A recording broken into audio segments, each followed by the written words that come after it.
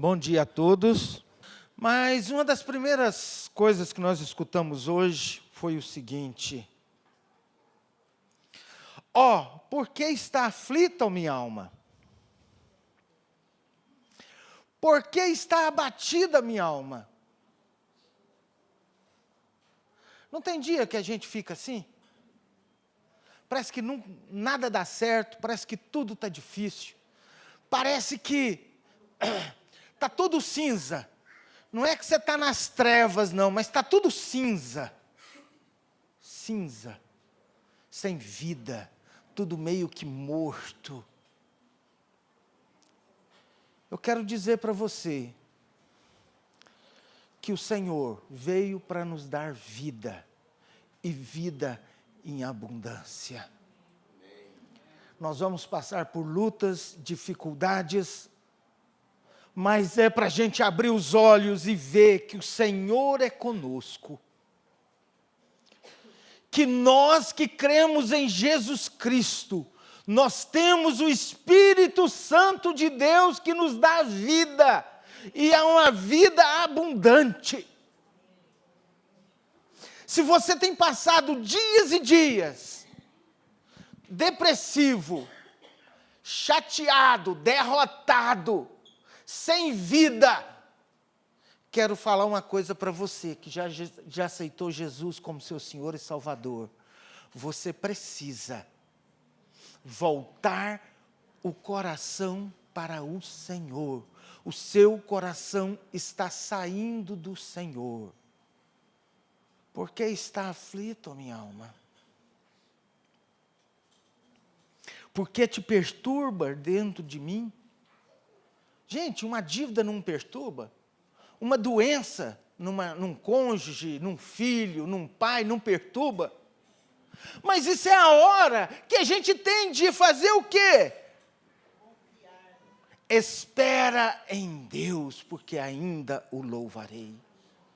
Tem pessoas que afastam disso, não esperam no Senhor, e a vida fica abatida, atribulada, cansada, e parece que a obra divina do Senhor Jesus na nossa vida não faz mais efeito, porque a gente não crê.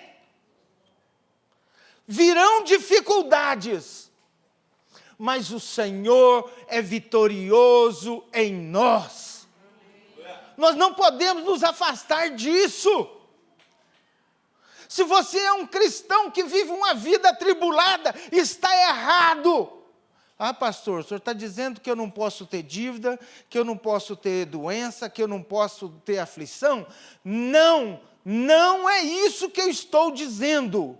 Neste mundo teremos aflição, teremos dívidas, teremos problemas financeiros, teremos doença, e não estou profetizando nada disso, que isso não venha sobre nós, não é isso não. Eu estou falando que o mundo impõe certas coisas, mas tem de bom ânimo. Eu quero ficar no tendes bom ânimo. Eu venci o mundo. Porque quando a gente não tem bom ânimo, a gente não descansa, a gente não confia, a gente não espera. Até aqui estamos entendidos? Tem alguma coisa errada nisso que eu falei até agora? Hebreus 3. Gente, o livro de Hebreus, ele foi escrito para quem? Para os hebreus. Sim ou não, gente? Se foi escrito para os hebreus, eram para aquelas pessoas que tinha a cultura judaica enraizada no seu sangue. Nós temos isso? Não. Então, o livro de Hebreus, teoricamente, não teria muito a nos dizer. Porém, já na época de Paulo, tinha alguns irmãos que aceitavam a Jesus, mas queriam colocar coisas judaizantes da cultura, da religião judaica no meio. Por isso que Paulo, uma vez chegou para Pedro e com o dedo em riste no Pedro, não faça isso. Paulo fez isso com Pedro, e Pedro bem mais velho do que ele. E andou com Jesus fisicamente, que Paulo viu a Jesus através de uma visão. Pedro não, andou com Jesus.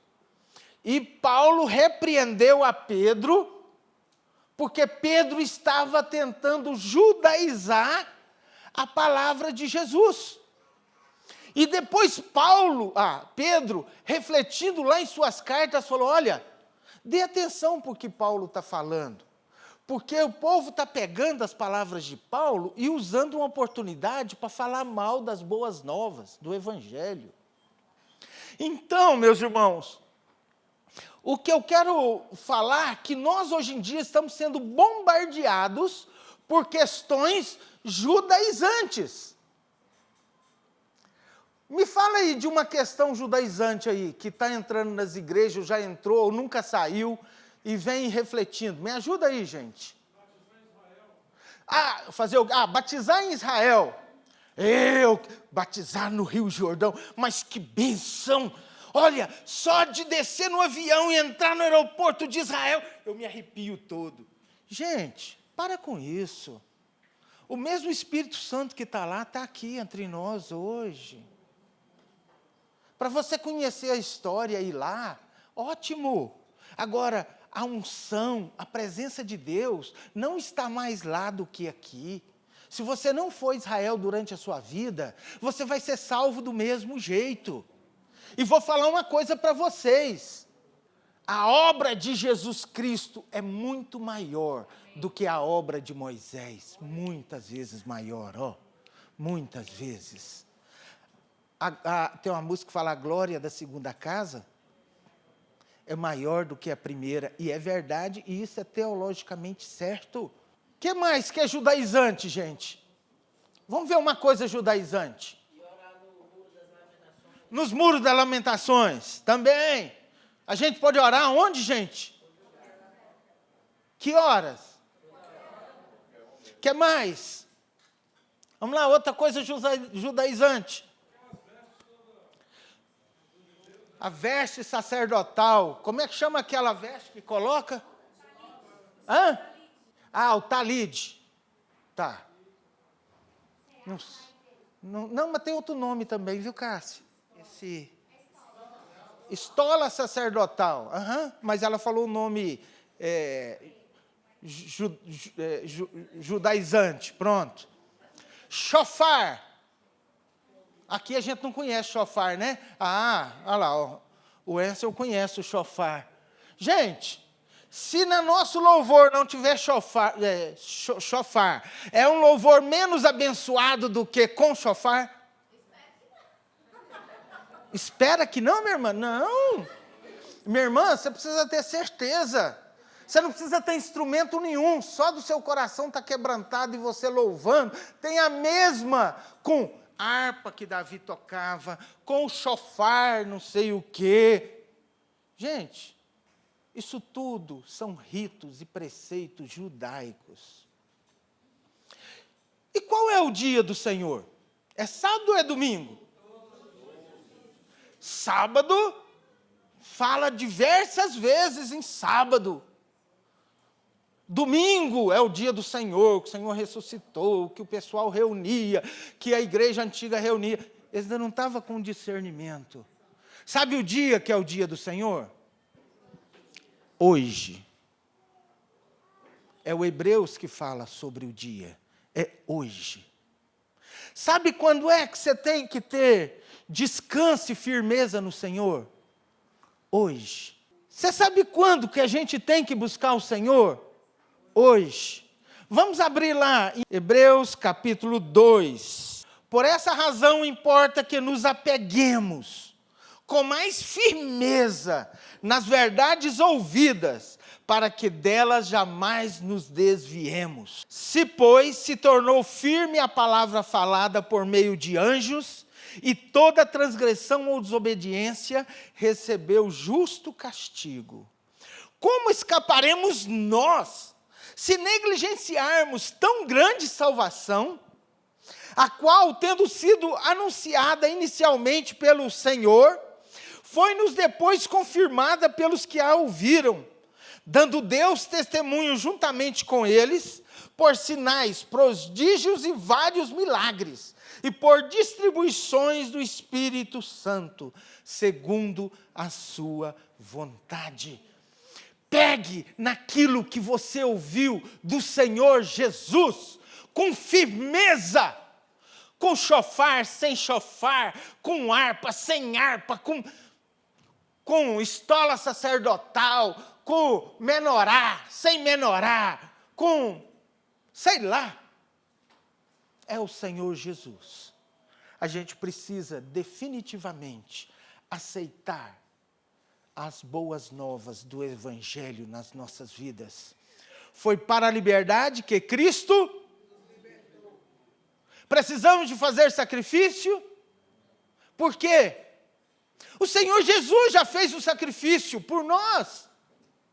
Não precisamos mais ir ajoelhado aqui em Sobradinho. Ele já fez isso por nós. Se isso fosse necessário, ele já teria cumprido. Mas o que era necessário? Pagar os nossos pecados, coisa que ele já pagou. Agora nós precisamos o quê? Crer, pegar com firmeza. Cristo me salvou. Amém até aqui, meus irmãos? No versículo 3 de Hebreus 4, fala um pouquinho sobre a nossa vida abundante. Sabe? Diz assim: nós, porém, que cremos, entramos aonde? No descanso. Ponto, só até aí. Não está fora do contexto, porque aí ele vai falar do contexto entre as obras de Moisés e as obras de Jesus. O descanso de Deus no 7º dia e nós entrarmos no descanso de Deus.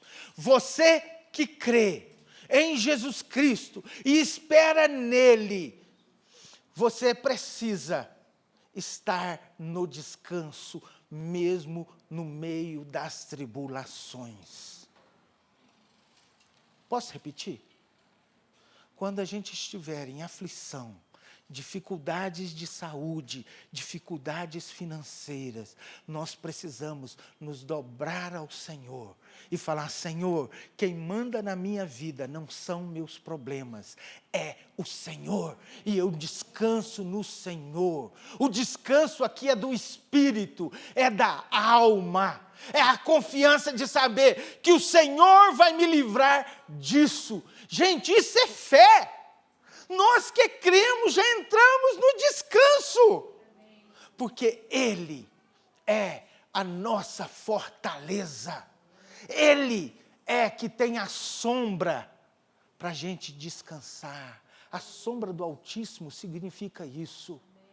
Sabe aquela paz que excede todo entendimento humano, que é a paz de Deus? Nós precisamos ter isso. Sabe aquele... Eu teve uma época da minha vida que eu estava trabalhando tanto em pronto-socorro, eu tinha que mudar quase sempre o toque do meu celular. Porque eu não entendia as coisas de Deus. Sabe, tinha uns toques aí, que eu estressava. Você põe um toque bonito, gostava. Aí, toda vez que eu atendia, era uma encrenca. De repente, aquele toque tocava e eu já ficava, meu Deus, vai ser encrenca. Aí eu tinha que mudar o toque. Aí eu custei a aprender, não é mudar o toque que vai resolver meu problema. É eu colocar o coração diante de Deus e esperar nisso. E eu já mudei muito toque, viu, gente? Até eu aprender. Estou brincando, não. Faz uma cirurgia para tudo dar certo, de repente a cirurgia começa a melar, a ter pus, a dar infecção. O que eu podia fazer? Fazer o que a medicina falava, lavar, entrar com antibiótico. Beleza. E como um servo de Deus, correr para os braços do Pai. Senhor, eu não posso, mas o Senhor pode. E eu, graças a Deus, o Senhor me livrou de todas. Até de encrenca que todo mundo fala, essa vez você está igual eu, Daniel, caiu. O colega falou desse jeito. Porque isso aí não tem solução, não. E teve solução. E não é por mim, não é porque eu sou melhor do que ele, não. É porque talvez eu busquei o meu Deus para me tirar dessa enrascada. E não é uma só não, gente. Talvez, não, eu falei talvez, né? Não, mas eu estou falando assim, porque talvez ele pode ter buscado também, não buscou, mas sei lá. Mas eu sei o seguinte, meus irmãos, na minha profissão é uma profissão de risco, sabe? E enquanto eu não aprendi a confiar no Senhor e a andar com Ele, em tudo. E olha, eu não fico com medo dessas coisas, não. Tem gente que fica nessa questão de Deus, que já vai lá escovar a mão, já rezando, já fazendo, Pai Nosso, Senhor, me protege. Não, o Senhor é comigo. Eu vou andar todos os dias com Ele, mas não vou ficar psicado, que o Senhor precisa me proteger, precisa me prosperar. A gente não precisa disso. A gente precisa ter uma vida com o Senhor. A gente precisa disso. Viver em descanso, mesmo numa situação difícil, estar com o coração em descanso. Você já viu aquelas pessoas com probleminha assim, já põe ela ansiosa, preocupada, agitada? Isso é falta de quê? De crença em Deus. Talvez não é nem de Deus, mas é de crença, é de fé, é de saber que o Senhor está com você. Se você anda ansioso, preocupado por qualquer coisinha, saiba que você precisa se aproximar de Deus e colocar as suas questões diante de Deus, igual o Salmo 43 falou. Pleiteia a minha causa, ó Deus. Em Hebreus, abra aí, gente, no 4 ainda. No versículo 7 do 4, fala assim. Eu vou pular muito aqui, mas eu só quero chegar no cerne da questão. De novo, determina certo dia, hoje, falando por Davi muito tempo depois, segundo antes fora declarado. Hoje, se ouvirdes a sua voz, não endureçais vosso coração. Ora, se Josué lhes houvesse dado descanso, não falaria posteriormente a respeito de outro dia. Portanto, resta um repouso para o povo de Deus. Porque aquele que entrou no descanso de Deus, também ele mesmo descansou das suas obras, como Deus da sua. Gente, também ele mesmo, esse ele aí, letra minúscula ou maiúscula? Minúscula, certo ou não? Também ele. Está falando de quem? De quem entrou no descanso de Deus. Você já entrou no descanso de Deus? Quando você creu? Sim ou não? Sim. Se você entrou no descanso de Deus, você também descansou das suas obras. Para de ser bobinho. Você não dá conta de mudar nem a cor de um fio de cabelo da sua cabeça. De pôr um segundo a mais na sua vida. Descansa das suas obras. O Senhor já as fez para você. Então quer dizer que agora não vou trabalhar mais nunca, pastor. Nós estamos falando de coisas espirituais e emocionais. Para com isso. Para de ansiedade. Para de querer ser o que você não é. Tem gente querendo ser mais santo do que o santo, do que Jesus. Vamos ler isso de novo, agora com esse entendimento. Olha aqui o que ele está falando. Porque aquele que entrou no descanso de Deus. Quem entrou no descanso de Deus? Vamos voltar lá no versículo 3. Do 4. Nós, porém, que cremos, entramos no descanso. Você entrou no descanso de Deus? Sim ou não?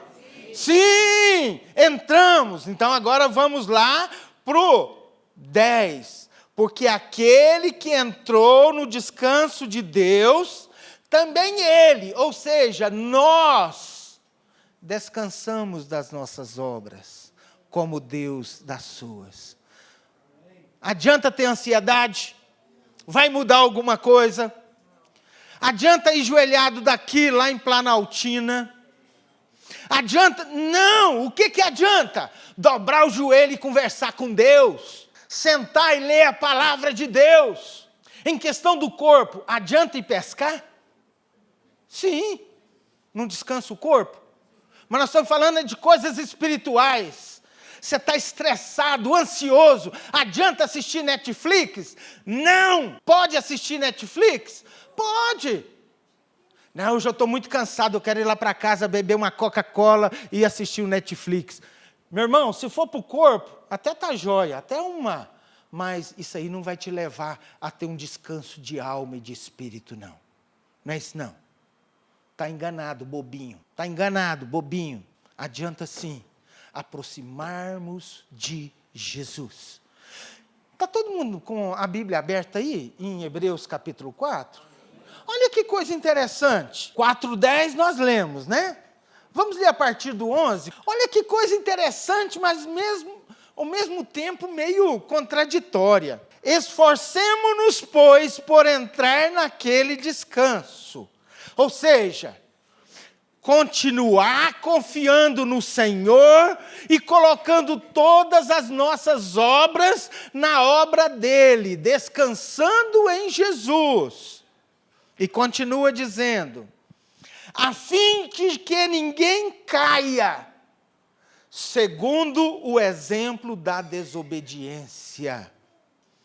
Parece que mudou de assunto, parece que não é mais confiança e tal. É porque ele está comparando o exemplo de Moisés, do povo que saiu do Egito, desobedecendo, não crendo, pressionando, se rebelando com essa palavra. Como ele está falando para os hebreus conheciam, era isso. Então ele está falando, olha, se esforce para você não desobedecer como aqueles lá que saíram do Egito.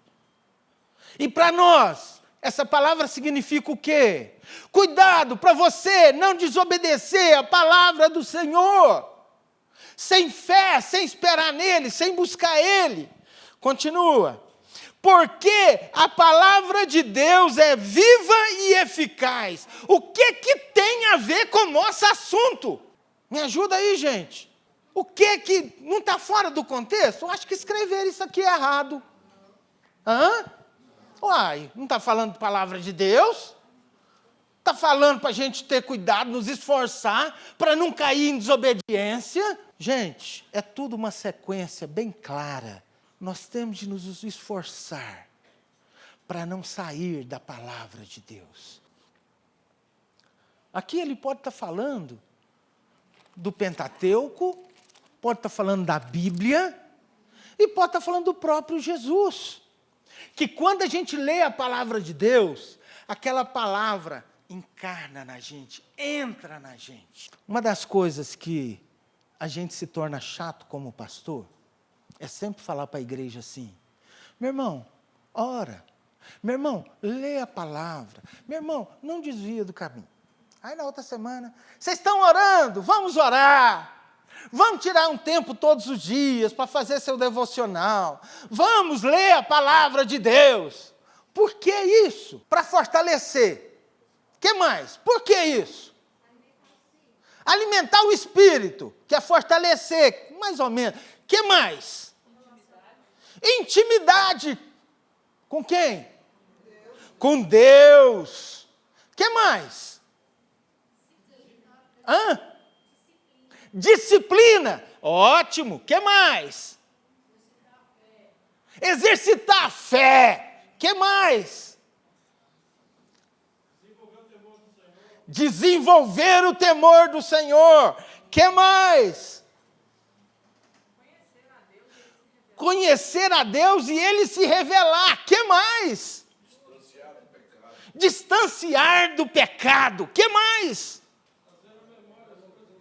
Trazer à memória as coisas de Deus. Agora vamos ver o que a Bíblia fala também. O que ela faz? Vamos lá ler? É o versículo 12 aí mesmo de Hebreus 4. Porque a palavra de Deus é viva e eficaz, e mais cortante do que qualquer espada de 2 gumes, e penetra até o ponto de dividir alma e espírito, juntas e medulas, e é apta para discernir os pensamentos e o propósito do coração. Gente, Põe na sua cabeça, quando você lê a Bíblia, quando você estiver orando, olha o que pode acontecer. A palavra de Deus é viva e eficaz, mais cortante do que espada de 2 gumes. Nós vamos trazer isso para a nossa vida do dia a dia e entender por que esses pastores chatos, ou esses chatos pastores chatos, ficam mandando vocês lerem a Bíblia. Não é chatice, é uma necessidade, é uma importância e é apta para discernir pensamentos e propósitos do coração. Ainda falo que essa palavra está fora do contexto, falando de descanso e tal. Mas não está. Sabe por quê? Sabe quando é que você vai conseguir descansar sua alma, seu espírito? É quando você estiver encarnando a palavra de Deus. Quando você estiver lendo a palavra de Deus. Quando você estiver orando. Por isso que está nessa sequência de descanso. Que é para você não desviar do descanso. Não ser desobediente e perder o descanso do Senhor. Tem que ter intimidade com Ele. Gente, o que é uma palavra viva, hein?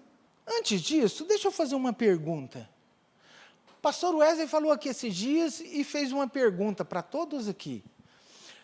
A palavra que sai da nossa boca tem poder ou não? Tem? Se a nossa palavra tem poder, e a de Deus então? Vixe! Né? Claro, né? Tá bom. Vamos citar alguns exemplos que palavra de homens tem poder? Quando é que uma palavra do homem tem poder? Vamos para a época antiga. Quer ver uma coisa? Um por todos e todos por... Significa o quê? Que vocês vão lutar por mim. É isso que significa. Eu sou por vocês e todos vocês são por quem? Tem um poder de estimular a massa ou não tem? Isso é uma palavra de poder. E hoje, hashtag vem pra rua. Está fazendo o quê? Chamando todo mundo para ir para a rua. E vai muita gente ou não vai? Gente, é isso que é o poder da palavra. Poder da palavra. Nas cruzadas tinham refrões.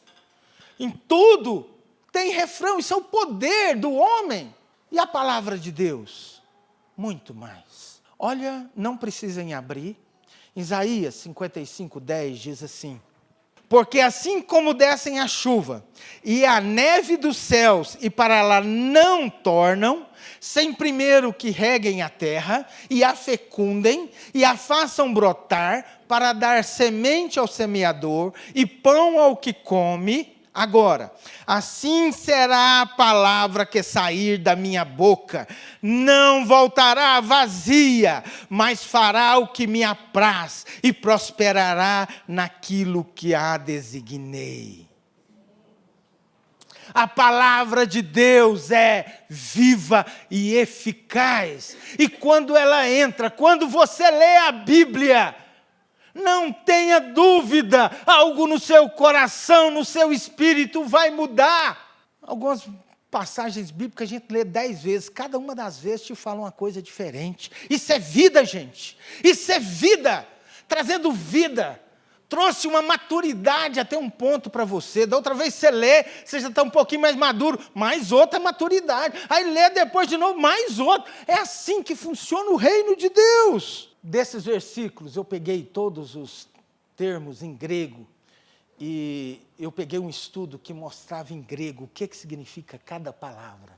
Viva, eficaz, cortante, e aqui está grande, mas não quero falar de grego, não quero falar de nada, eu quero falar da prática disso.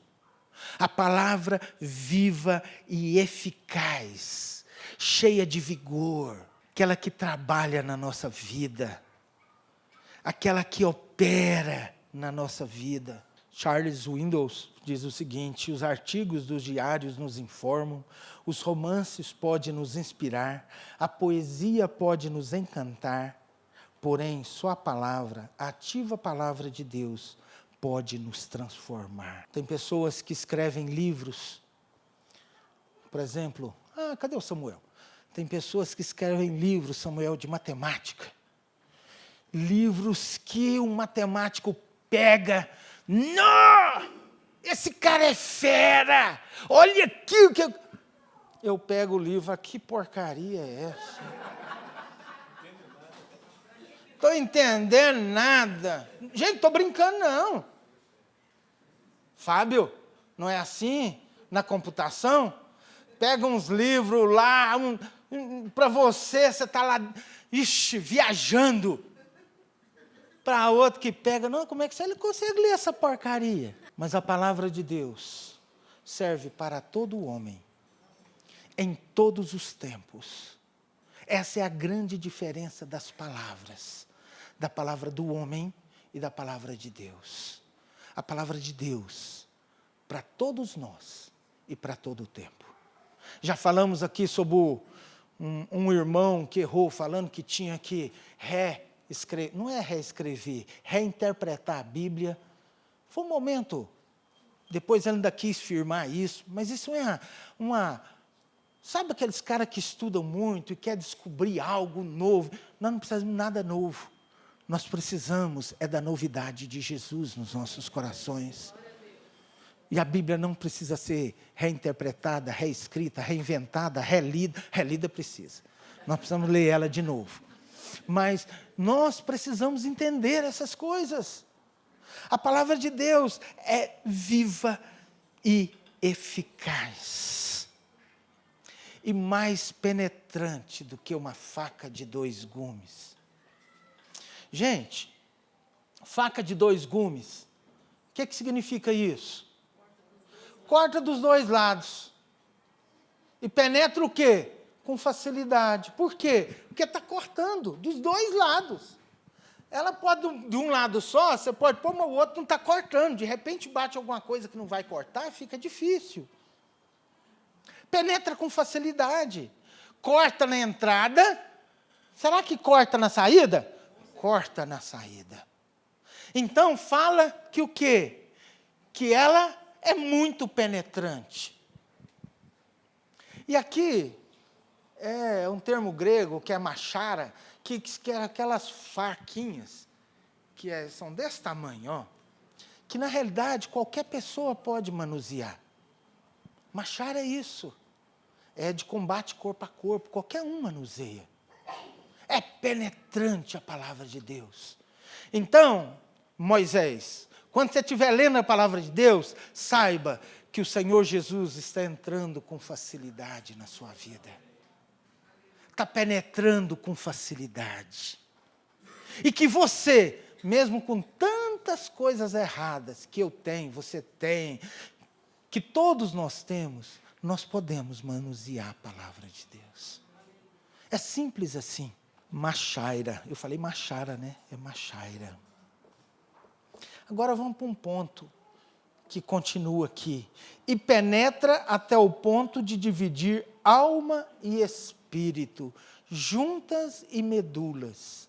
Gente, de que é feito o corpo humano? Cabeça, tronco e membros. Certo? E o ser humano? Corpo, alma e espírito. A gente divide os 3, certo? Então deixa eu pegar aqui o Moisés de novo. Eu vou tirar o corpo do Moisés e vou deixar só a alma e o espírito. Tá certo?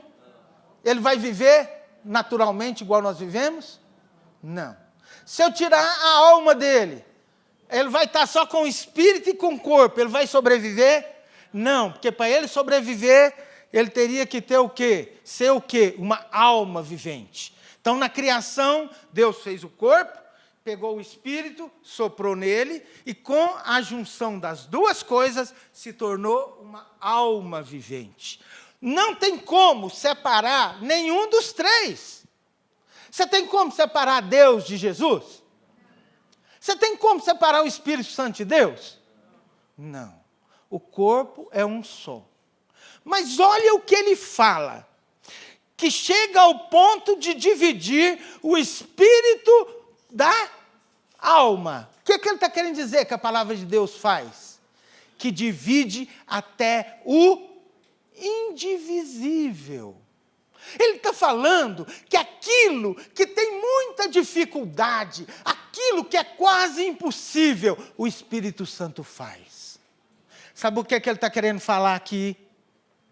Que aquelas coisas que você coloca lá no quartinho do coração, bem no fundo, bem escondido, Senhor Jesus chega lá e traz tudo à tona. Ele penetra. Isso é uma questão de penetração. Ele penetra a ponto de dividir alma e espírito, que já não tem mais divisão, que é um só. Mas a palavra do Senhor divide. A ponto de dividir juntas e medulas. Gente, vai lendo aí no versículo. Eu estou falando, é o versículo que nós acabamos de ler. Juntas e medulas. Eu, como médico, eu comecei a pensar assim. Bom, o cara que escreveu isso, o cara não era muito bom em anatomia, não era tão desenvolvida. Por quê? Junta é juntas, articulações. E medula, vem na cabeça o quê? A medula espinhal, vertebral. Fui lá, deixa eu ver o que é essa medula aqui. Sabe o que é essa medula, gente? Todo osso produz sangue. Tem uma região no osso chamado medula óssea, que às vezes a gente faz uma punção, a gente faz um transplante de medula. Não é a medula espinhal. Só que a medula óssea fica no final do osso. Aqui está um osso e aqui a medula espinhal. E aqui a junta. Não tem como você separar a junta da medula, porque é tudo muito juntinho. Aí eu falo assim, como eu sou bobinho, né? Por achar isso. Por quê? Eu achava que na época eles não tinham conhecimento. E realmente eu estava certo, eles não tinham. Mas o Espírito Santo tem. Conhecimento de coisas que na época eles nem pensavam. Igual aquela passagem que fala, o pastor Eli esse dia me falou, já vou para você, Eli, que eu não posso esquecer de citar seu exemplo, não. Tem uma passagem na Bíblia que faz que as coisas visíveis foram feitas de coisas invisíveis. Isso leva para a questão microscópica, que eles nem conheciam. E a parte do pastor Eli, que ele me falou, esse dia estava lendo, pastor Eli, como é que é aí? São as cartas náuticas. Vocês sabiam que as cartas náuticas, tão atuais, o pessoal lá de trás, que tinha o Espírito Santo, já conhecia, o caminho do mar, eram as cartas náuticas, as correntezas, a Bíblia já falava disso. Depois, quem quiser uma aula de cartas náuticas pela Bíblia, conversa com o pastor Eliezer. Ele estava lendo, falou, pastor, isso aqui ele estava falando, esse caminho no mar aqui, são as cartas náuticas, a corrente do Golfo, a corrente que leva, a corrente que traz. Eu falei, e não é mesmo, o caminho no mar. E tem um versículo que traz isso muito claro, mas a gente não consegue ver. Nós não precisamos da ciência para nos confirmar a palavra de Deus. Mas a gente se sente bem, não sente? Olha, Deus já tinha revelado isso para o homem, mas o homem estava desprezando a palavra de Deus, igual a redondeza da terra. Queimaram até um cientista, porque ele falou que a terra era redonda, queimaram o cara. O homem, desculpe, é muito soberbo e altivo, sabe? Acha que sabe mais do que o próprio Deus. E isso não é verdade. Eu gosto demais quando eu vejo na ciência as mãos de Deus e o homem tendo de se curvar a Deus. Gente, eu gosto demais, sabe? Vamos para outra parte aqui. Então, gente, a palavra de Deus é muito penetrante. Ela é viva e eficaz. E saiba, sabe aquela hora que você está lendo a palavra de Deus e está com sono? Aliás, deixa eu perguntar, gente, nós estamos numa igreja, e na igreja não é lugar de mentir, tá? Quantas pessoas à noite lê a Bíblia que não tem sono? Tem uma ali que leu a Bíblia e não tem sono à noite, é isso? Ou tem sono? Às vezes não, mas a maioria das vezes. Gente, quando você começa a ler a Bíblia à noite e vai lendo, o que acontece? Você dorme com a Bíblia aberta. Sim ou não? Sim. Mas eu quero te dizer que até nesses momentos, a palavra de Deus está entrando na sua vida. Leia a palavra, seja de manhã, à tarde, à noite, de madrugada. Seja descansado ou cansado, seja com sono ou sem sono, leia. A palavra de Deus é viva e eficaz. E ela vai entrar na sua vida e vai chegar onde ela precisa chegar. Não é porque você está cansado que ela não vai fazer o que ela precisa fazer na sua vida. Por quê? Não é você que faz, é ela. Ah, mas você está certo, mas espera. Se eu não tiver acordado, animado, eu não posso abrir mais o coração para ela fazer mais. Claro que pode. Só que tem gente que fala, não, estou com sono, não vou ler a Bíblia não. Para disso. Leia a Bíblia mesmo com sono. Vai ler andando. Essa é uma boa tática, viu, minha irmã? Mas aí você está errada num ponto. Pastor Eli, o senhor já dormiu andando? Quem é do exército aqui? Cadê o Narciso? Gente, tem uma tal de quarentena maligna do diabo nessas coisas de militarismo. Você vai para uma quarentena, ele te leva na minha época era assim, ao estresse lá no fundo mesmo. Eu nunca tinha passado por essa experiência de andar dormindo.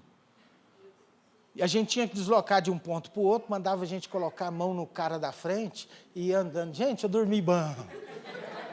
Sabe? Mas, gente, olha, é a palavra de Deus, ela que é viva. Você pode estar morto, vou exagerar um pouquinho, mas se você morto ler a palavra de Deus, ela vai fazer o efeito dela, porque ela que é viva. Não está falando que você que tem que ser vivo e eficaz. É a palavra de Deus. Ela que é viva e eficaz para fazer o trabalho dela. Tatiane falou uma coisa hoje, na hora da ministração. Gente, eu gostei muito do pré-palavra, porque tudo bateu com o que eu ia falar, viu? A Tatiane falou sobre... Gente, vocês sabiam que isso é até um livre-arbítrio? Quando você resolve não fugir daquelas coisas que te marcam, que você não quer perdoar, que você... Não, foi isso ou não foi? Que você não quer perdoar, que você não quer... Sabe que tem coisas na gente que só o Espírito Santo que vai revelar, que vai mostrar? Por mais que essas coisas sejam nossas, muitas vezes nem nós sabemos. Por isso que o Veredas encantou tanto, porque ela traz coisas lá de dentro. Na realidade, ela permite que o Espírito Santo use aquele momento, aquele equipamento, aquele instrumento que é o Veredas antigo, para trazer coisas para fora. Porque muitas vezes você não dá esse tempo para você. É isso que ele faz. Aquilo que está lá na alma, no espírito, ele vai lá, penetra lá no fundo e arranca para fora. Aquilo que você nem lembra mais.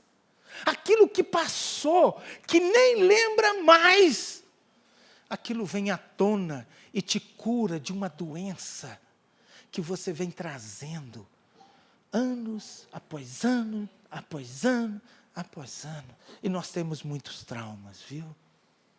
Pecados que você já esqueceu, falta de perdão, que você já matou a pessoa no seu intelecto, para mim, não serve mais, morreu.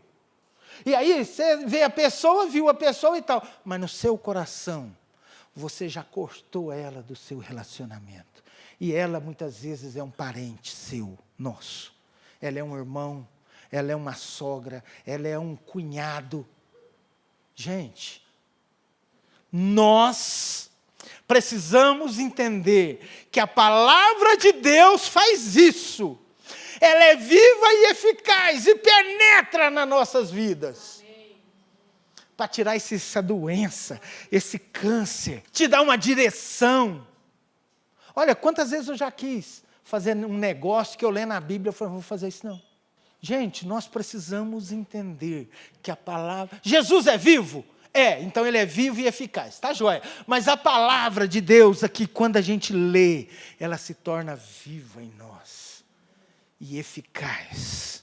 Existe doença do coração, gente? Doença do coração é doença da alma. E na alma, quem que participa da alma, gente? Vontade, desejos e querer é uma das coisas, vontade. Emoções, sentimentos e o nosso raciocínio. Isso faz parte da alma. Razão, raciocínio. Em qualquer um desses três, a gente pode estar doente. Quer ver uma doença que não é espiritual, que é física? A pessoa achar que a Terra não é redonda. Tudo já se provou que a Terra é redonda e tem gente que teima. Isso é doença da onde? Do raciocínio. E das emoções. Como é que as nossas emoções às vezes fica doente? Não pode tocar num certo assunto que a pessoa já fecha a cara. Por quê? Já foi humilhada, já foi traumatizada. Falou do Lula, uns fecham a cara. Falou do Bolsonaro, outros fecham a cara. Para com isso, meu irmão. Aproxime de Deus. Que essa doença da sua alma vai sair. E nós temos doença do espírito? Temos várias. E depois nós vamos falar das três partes do espírito também. Aquela que se dá com Deus, aquela que dá os nossos discernimentos espirituais e aquelas que nos comunicam. Gente, o Espírito Santo de Deus, que é Deus, que é Jesus, que é a palavra de Deus, ela é viva e eficaz e penetra no lugar mais impenetrável do mundo e divide a coisa indivisível para nos trazer cura. O nome dessa palavra que eu dei foi a espada que não mata, mas cura. Ela é uma espada que nos trata o coração. Se você tem uma doença da alma, se você é entristecida, é azeda, é carrancuda, é cheia de mania, é cheia de coisa, está na hora de você deixar a palavra de Deus entrar na sua vida e arrancar isso para fora. E eu só quero terminar no capítulo 4, versículo 13. Não, antes disso, no finalzinho do 12, está falando assim: e é apta para discernir os pensamentos e o propósito do coração. Tem como a gente separar isso, gente? Pensamento do propósito do nosso coração? Não, que o propósito do coração faz você pensar e o nosso pensamento nos causa um propósito. O Espírito Santo faz isso. Gente, sabe quando tem segundas intenções em tudo? Todo ser humano é assim. Em todas as boas obras, em todas as más obras, se tem uma segunda intenção. Mas o Espírito Santo sabe diferenciar a primeira da segunda intenção. Se você quer ser alguém autêntico, se você quer ser alguém fiel, fidedigno, aproxima da palavra de Deus, porque ela vai quebrar essa segunda intenção. E você vai ter o mesmo pensamento, é a sua intenção. Eu quero fazer o bem? Você quer fazer o bem por quê? Não, eu quero fazer o bem por fazer o bem, sem uma segunda intenção. Talvez a segunda intenção seja para agradar a Deus. Sabe o que significa essa patente aí, ó? Deixa eu ler o versículo, só para a gente entender ela direitinho. E é apta para discernir os pensamentos e o propósito do coração. E não há criatura que não seja manifesta na sua presença. Pelo contrário, todas as coisas estão descobertas e patentes aos olhos daquele a quem temos de prestar contas. Sabe o que é patente? Claras, abertas, nuas. Vê a segunda, a terceira, a quarta, a quinta intenção. O homem de Deus, ele faz as coisas sem segundas intenções. Você faz as coisas, uma questão de altruísmo, de ajudar as pessoas. Quando a gente faz com segunda intenção, você acha que Deus não está vendo? Ah, eu ajudei fulano a empurrar o carro. Só um exemplo bobo. Mas eu queria era ganhar a confiança dele, porque lá na frente eu quero o negócio dele. Deus está vendo isso.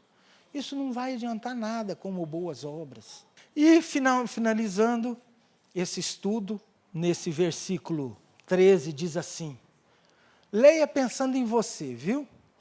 E não há criatura, ou seja, e não há eu, que não seja manifesto na sua presença. Ou seja, nós prestaremos conta diante de Deus. Você será manifesto diante de Deus. Você estará nua, não de roupa, mas até de roupa também, não importa. Mas você estará nua, sua alma e seu espírito, cada pensamento, cada intenção do coração diante do Senhor. Estarão claras e patentes todas as coisas diante do Senhor, daqueles de quem nós temos de prestar conta. Você quer estar limpo? Permita que o Espírito Santo, que no nosso estudo de hoje, chamou de a palavra de Deus, entre na sua vida. A única coisa que nós vamos fazer é permitir que ela entre, porque o resto ela vai fazer. Permita que ela entre e creia, porque ela é viva, ela está viva dentro de você, e ela vai fazer o que precisa de fazer. Você quer ser limpo? Nesses detalhes do espírito, detalhes da alma, e não se surpreenda, até doença física no corpo, permita que o Espírito Santo entre na sua vida, porque estará entrando algo vivo e eficaz, que vai servir para nos tratar. Agora, depois que ele falou tudo isso da palavra de Deus, vamos pensar no descanso? Sabe quando é que você vai descansar verdadeiramente? Quando você tiver intimidade com Deus, quando você permitir a palavra de Deus entre na sua vida. Aí você vai se livrar do cansaço, da angústia, da ansiedade, da preocupação com os filhos. Gente, fala nisso. Os filhos são de quem? De Deus. Você toma conta dele quando? Até ali 12, 15 anos. Depois é para quê?